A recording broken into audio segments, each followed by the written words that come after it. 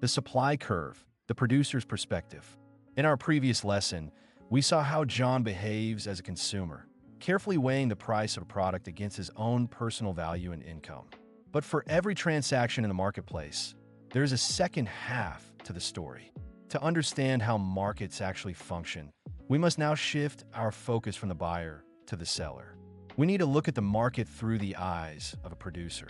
In this lesson, John is no longer just a shopper. He is an entrepreneur. Imagine that John has started a small business building custom, high-performance mechanical keyboards for other developers and gamers. To make his business successful, John must understand the mechanics of the supply curve. The foundational principle here is the law of supply. According to Gregory Mankiw, the law of supply states that, other things being equal, when the price of a good rises, the quantity supplied of that good also rises. Conversely, when the price falls, the quantity supplied falls. This is the exact opposite of the law of demand.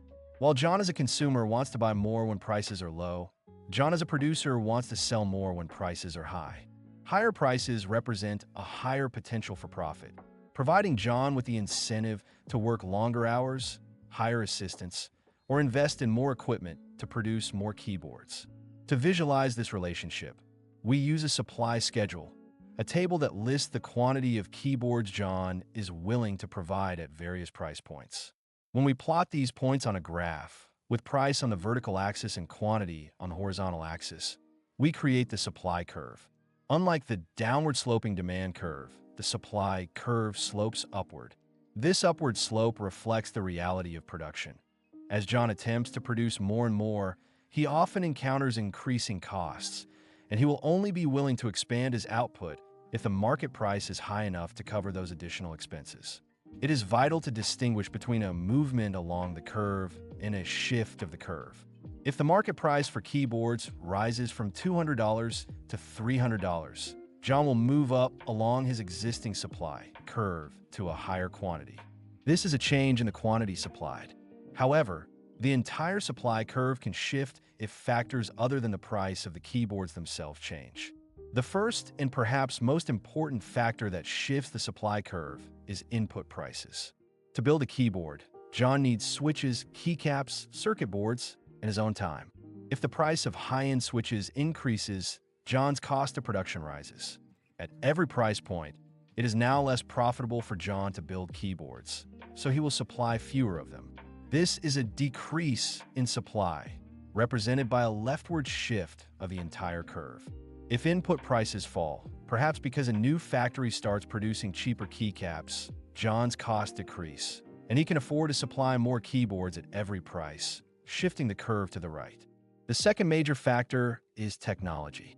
Suppose John invests in a new automated soldering station that allows him to assemble circuit boards twice as fast with fewer errors. This technological advancement reduces the amount of labor and time required for each keyboard, effectively lowering his production costs. Just like a decrease in input prices, an improvement in technology increases supply and shifts the curve to the right. In the world of finance and economics, technology is a primary driver of long-term growth and market efficiency because it allows producers to do more with less. The third and fourth factors are expectations and the number of sellers.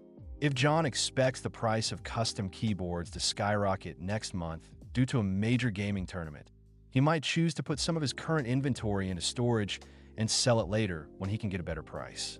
In this case, his current supply decreases, shifting the curve to the left today. Furthermore, we must look at the market as a whole. If other entrepreneurs see John's success and decide to start their own keyboard businesses, the number of sellers in the market increases. Market supply is the sum of all individual supply curves. So as more firms enter, the total quantity supplied at every price rises, shifting the market supply curve to the right. Finally, we must consider how sensitive John is to price changes, a concept known as the price elasticity of supply. This measures how much the quantity supplied responds to a change in price. If John can easily increase his production, perhaps he has a large stock of parts and plenty of free time, his supply is elastic. A small increase in price will lead to a large increase in the number of keyboards he builds. However, if John's production is limited by a rare component that is hard to find, his supply might be inelastic. Even if the price doubles, he physically cannot produce much more, so the quantity supplied stays relatively flat. A key determinant of elasticity is the time period being considered. In a short run, supply is often inelastic because it takes time to build new factories or train new workers. But in the long run, supply becomes more elastic as John can expand his workspace, hire a full-time team, and find new suppliers for his parts. For John, mastering the supply curve means moving beyond the simple desire to sell. It means understanding his costs, his technology, and his competition. When John analyzes a company for investment, he looks at their supply side. Do they have low input costs? Do they have a technological edge? Is their supply elastic enough to meet a sudden surge in demand? By understanding the upward slope of the supply curve, John completes his understanding of the market's two most powerful forces. He is now ready to see how these two curves, demand and supply, come together to create the sweet spot of a market equilibrium.